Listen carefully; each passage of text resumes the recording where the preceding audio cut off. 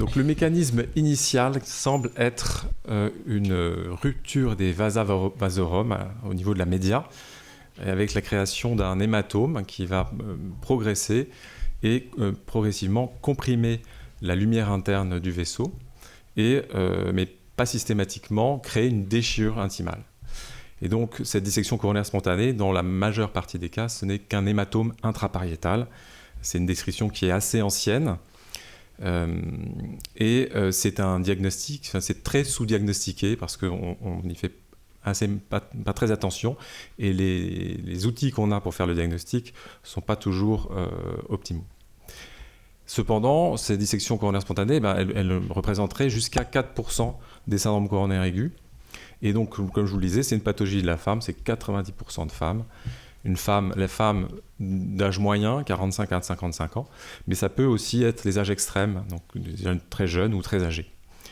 Et lorsqu'on regarde les données de registres internationaux, les auteurs pensent qu'environ un tiers des syndromes coronaires aigus chez la femme de moins de 50 à 60 ans est lié à une dissection coronaire spontanée.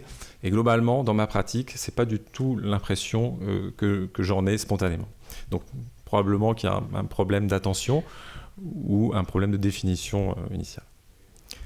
Alors, les patientes qui présentent des dissections coronaires spontanées, elles ont comme caractéristique d'avoir pas ou très peu de facteurs de risque. C'est ça qui les diffère par rapport aux patientes athéromateuses, en dehors de l'hypertension qu'on retrouve dans un tiers des cas.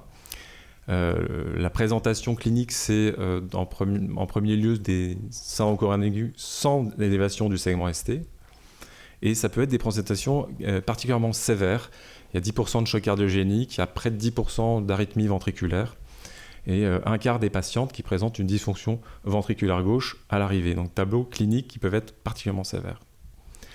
Alors, il y a des classifications qui ont été établies, notamment celle de Jack Linsow au Canada, pour définir ces dissections coronaires. Alors, autant pour le type 1 que vous voyez en haut à gauche, le diagnostic est simple, puisqu'il y a un flap intimal. On peut avoir aussi des situations où il y a du contraste qui persiste. Ça, c'est très, très, très facile à diagnostiquer. Autant les autres classifications, les autres types, le type 2 par exemple, qui est l'hématome intrapariétal sans dissection, enfin sans rupture intimale, le diagnostic est beaucoup plus difficile. Et malheureusement, c'est la plus grande partie des dissections coronaires spontanées, plus de 60%. C'est vrai qu'en refaisant ce topo et en regardant un peu la biblio, je me suis souvenu d'avoir croisé des patientes en coronarographie avec ce type de lésion et pas forcément avoir mis dans le compte-rendu que c'était une dissection de type 2 probable. Voilà, il y a également la dissection de type 3 en haut à droite qui, elle, on ne peut pas la distinguer d'une lésion athéromateuse sur la simple angiographie. Et c'est là la place de l'OCT, notamment pour les dissections coronaires qui sont proximales.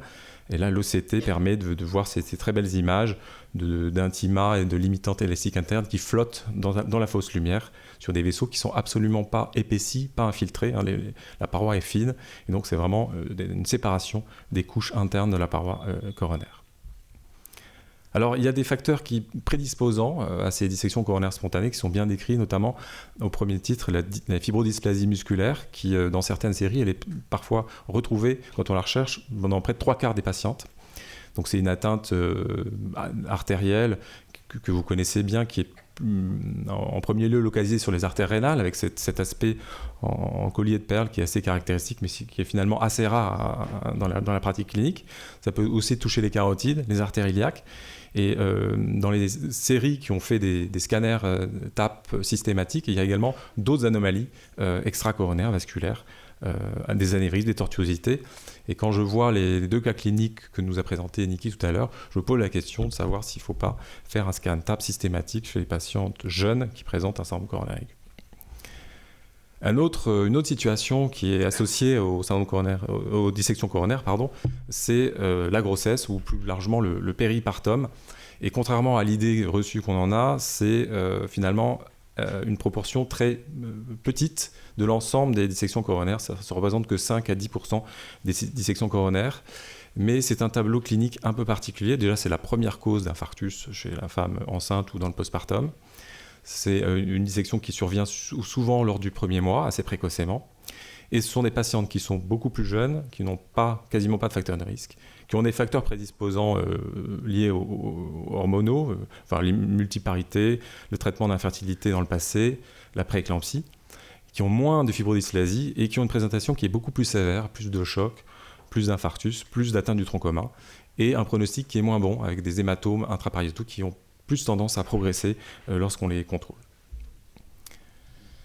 D'autres facteurs sont associés à la dissection coronaire, donc le stress émotionnel qui est retrouvé dans un cas sur 2, ou physique un cas sur 3, les efforts isométriques notamment, donc les internes qui font du gainage, attention. Et par contre, il n'y a pas de lien du tout, il n'y a pas de lien, il y a très peu d'associations finalement, contrairement à ce qu'on pense, avec les anomalies, les pathologies de tissu conjonctif ou les maladies auto-immunes, en tout cas pas plus que dans la population générale. Il y a d'autres facteurs associés qui sont les toxiques, comme la cocaïne par exemple. Il y a aussi les médicaments vasoconstricteurs, type dérivés ergots de seigle ou les triptans. Et puis quelques variants génétiques ont été découverts aussi, qui sont favorisants. Alors, quelle prise en charge de ces syndromes coronaires, de ces dissections coronaires, le traitement, il est essentiellement en première ligne médicale. Médicale parce que la guérison se fait de façon spontanée dans l'immense majorité des cas. Vous voyez ici un cas, dissection coronaire extensive de l'IVA, avec un contrôle angiographique à 5 jours. Vous voyez que l'angiographie est déjà mieux, ça s'est un peu recollé, mais en OCT, il y a toujours une fausse lumière ici. Et à 90 jours, la coronaire est normalisée avec confirmation en OCT du fait que les tuniques de la paroi artérielle se sont toutes recollées, il n'y a plus du tout d'hématome. Et le pronostic, finalement, il est intra-hospitalier relativement bon, avec assez peu de mortalité, en tout cas, ça c'est le registre canadien, et quand même quelques récidives d'infarctus ou de revascularisation non planifiée. Donc c'est des patientes probablement qu'il faut garder un peu plus longtemps hospitalisées, et peut-être qu'on sera amené à être appelé pour des récidives. Alors bien sûr, le traitement médical, c'est bien quand on peut le faire, mais on ne peut pas toujours se cantonner au traitement médical, notamment dans les situations de patients instables, qui ont toujours des douleurs, qui sont en choc, qui ont des troubles du rythme ventriculaire. À ce moment-là, leur revascularisation est indiquée, et lorsque les lésions sont très proximales, on peut proposer le pontage en urgence, en sachant qu'à distance, sur les séries, 70% des pontages sont involués, puisque les artères vont se recoller. La plupart du temps, c'est plutôt l'angioplastie qui est utilisée. L'angioplastie, elle est à risque, elle est compliquée. Il y a plusieurs pièges. Le premier piège, c'est de mettre le guide dans le bon chenal. Si le guide est dans le faux chenal et qu'on implante un stent, eh bien sûr, l'artère va être occluse et irrécupérable. Et c'est là toute la place de l'imagerie intracoronaire, notamment l'OCT, qui permet de bien déterminer le positionnement et guider l'angioplastie. Le deuxième risque, c'est le risque de propagation de l'hématome, notamment sur les types 2, où c'est un faux chenal qui n'est pas en communication avec la vraie lumière. Le fait de stenter le faux chenal va pouvoir le pousser, le faire progresser en distalité. Et donc il y a plein de techniques qui sont développées, notamment les ballons coupants qu'on peut utiliser. Enfin, globalement, on bricole, et puis on n'est pas très à l'aise dans ce type de situation. Et globalement, le résultat est moyen, parce que vous voyez, c'est 30% d'échecs d'angioplastie, ce qui n'est quand même pas ce qu'on a dans la pratique courante, et des résultats insatisfaisants dans un certain nombre de cas.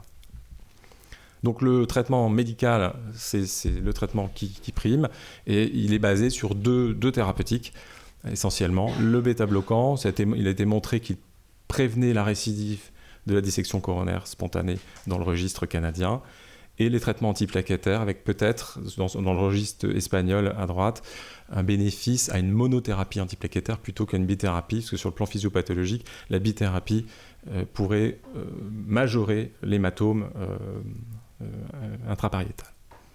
Je vous montre rapidement un cas qu'on a pris en charge dans le service. Malheureusement, la vidéo de gauche ne marche pas. Donc, il s'agit d'une patiente de 45 ans qui n'a aucun facteur de risque, qui a des douleurs thoraciques lorsqu'elle est à la plagne. Elle voit 2 médecins consécutivement qui lui disent « tout va bien, rentrez chez vous ». Et puis finalement, une semaine après, elle se présente aux urgences d'un CHU parisien avec un infarctus latéral, une dysfonction VG. Et la coronarographie montre une dissection qui part du tronc commun et qui s'étend sur l'ensemble du réseau gauche, avec, vous voyez, un faux chenal ici, sur l'IVA, et puis une occlusion de la marginale. Donc cette patiente est rapprochée de notre centre pour discuter d'une option chirurgicale. Alors finalement, elle est stable sur le plan clinique, et puis, vu l'extension des lésions, on décide d'un traitement médical par bêta-bloquant et aspirine. Voici son coroscanner initial. On voit très bien la dissection qui part de l'ostium du tronc commun et qui va s'étendre tout le long de l'IVA. Et puis ici, au niveau de la circonflexe avec ce faux chenal. Cette patiente va récupérer sa fonction ventriculaire gauche. Elle a un premier contrôle de scanner, et là le scanner est très intéressant pour contrôler les dissections coronaires proximales. Ça n'a pas vraiment d'intérêt pour les dissections distales. Le coroscanner montre un tronc commun qui est normalisé et une IVA aussi qui s'est recollée. Il reste encore un petit faux chenal au niveau de la circonflexe qui va disparaître sur le contrôle à 2 ans avec un coroscanner qui est strictement normal. Une patiente qui va très bien et qui a récupéré sa fonction ventriculaire gauche. Alors, le pronostic intra-hospitalier est relativement bon. Il faut garder en tête que c'est des patients qui sont souvent réadmis. Donc, un patient sur 10 va être réadmis dans un hôpital dans les 30 jours, et majoritairement pour une cause cardiaque, que ce soit un syndrome coronaire aigu, une insuffisance cardiaque ou une récidive de dissection coronaire spontanée. Donc, c'est des patientes qui doivent être suivies de façon étroite. Et le pronostic à long terme, il est relativement bon. Comparé aux patients athéromateux, mais il persiste encore un taux de récidive d'infarctus et de nouvelles dissections qui restent dans certains registres assez importants, jusqu'à 15%, qui donc justifie d'un traitement bêta-bloquant. Voilà, donc pour conclure, la dissection coronaire spontanée est sous-diagnostiquée. Elle représenterait un tiers des SCA chez la femme de moins de 50 à 60 ans. L'OCT et l'imagerie qui permet d'améliorer le diagnostic. Le traitement médical est à privilégier de première intention. Il faut revasculariser uniquement les patients qui sont instables, et le risque de récidive n'est pas rare, et donc c'est des patients qui doivent être suivis de façon étroite. Je vous remercie.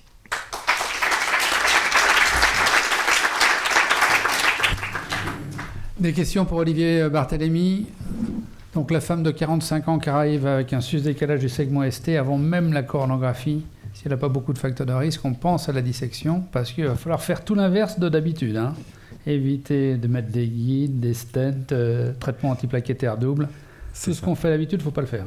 Voilà, il faut surtout se retenir en fait. Voilà. Et Olivier, j'avais une question. On met des statines ou on ne met pas de statines chez ces patients ? Alors, il n'y a pas de recommandation sur les statines, parce que c'est souvent des parois artérielles qui ne sont non... Il n'y a pas d'athérome. Les patientes qui ont des dysfonctions ventriculaires gauche, on met des IEC, on donne le traitement d'insuffisance cardiaque. Et pour les statines, il n'y a pas de recommandation. Non. Et le suivi, c'est scanner ou qu'est-ce que tu préconises ? Parce que le suivi clinique, on ne leur fait pas de test d'effort, c'est quoi ? C'est scanner, test non-invasif ? Oui, c'est plutôt scanner, effectivement, pour les lésions proximales. Après, c'est vrai que certaines équipes préconisent une réadaptation cardiaque pour ces patientes jeunes qui ont une dissection coronaire à distance de l'épisode. Voilà, et puis un suivi clinique et être à l'écoute, si jamais il y a des symptômes, revoir rapidement ces patientes. Et les garder plutôt longtemps à l'hôpital. Pascal Motreff dit une bonne semaine à l'hôpital, même quand ça va bien. Tout à fait. Olivier, merci. Très petite, courte question. 25-35% des syndromes coronaires chez la femme et chez l'homme, la dissection. Il y a un ordre d'idée Alors chez l'homme, c'est que 10% des dissections coronaires, globalement. 10% chez l'homme. C'est 10% de l'ensemble des dissections coronaires. C'est souvent des situations d'effort physique violent. Chez la femme, c'est plutôt des stress émotionnels. C'est ce qui est reparti dans la littérature. D'accord. Voilà. Okay. Est-ce que ça existe une dissection sans hématome coronaire ? Non, parce que si à partir du moment où il y a une brèche intimale, forcément, il y a un faux chenal qui se crée avec la pression. Très bien. Et dernière question, quid avec les traumatismes, les vrais traumatismes ? Là, tu disais qu'elle était à La Plagne, elle faisait du ski. Est-ce qu'il y a une relation entre je fais un traumatisme, polytrauma, et dissection Bonne question. Alors effectivement, je pense que ça sort un petit peu du cadre, mais effectivement, il peut y avoir des dissections post-traumatiques sur des traumatismes violents. Ouais. C'est moins fréquent chez la femme, ça c'est plutôt des tableaux de dissection qui se retrouvent chez les hommes. C'est une dernière question. Oui, une petite question, Olivier. Pour l'hypertensiologue, dissection de la femme jeune, ça s'appelle une fibrodysplasie. Et il y a des fibrodysplasies coronaires. Est-ce que dans tes séries, on connaît la proportion d'autres localisations, d'atteinte des artères rénales, d'atteinte des carotides? Parce que alors déjà, la physiopathologie, tu dissèques, tu fais l'hématome après, c'est pas l'hématome qui fait disséquer. Dans la fibrodysplasie, tu vois, donc je ne sais pas. Je te pose la question. Enfin, il y a une association statistique, parce que dans plus de 50% des cas, on a la fibrodysplasie quand on a la dissection coronaire. Mais le mécanisme... Alors, il y a très peu de fibrodysplasie coronaire décrite dans la littérature. Ça se compte en dizaines. Donc, il y a un lien, mais finalement, quand on regarde les séries anapates, finalement, c'est assez peu fréquent. Et pour la fibrodysplasie, c'est souvent, donc la localisation est souvent rénale, hein, donc 30% des cas, et ensuite c'est carotide, et ensuite c'est iliaque, dans genre 20% des cas.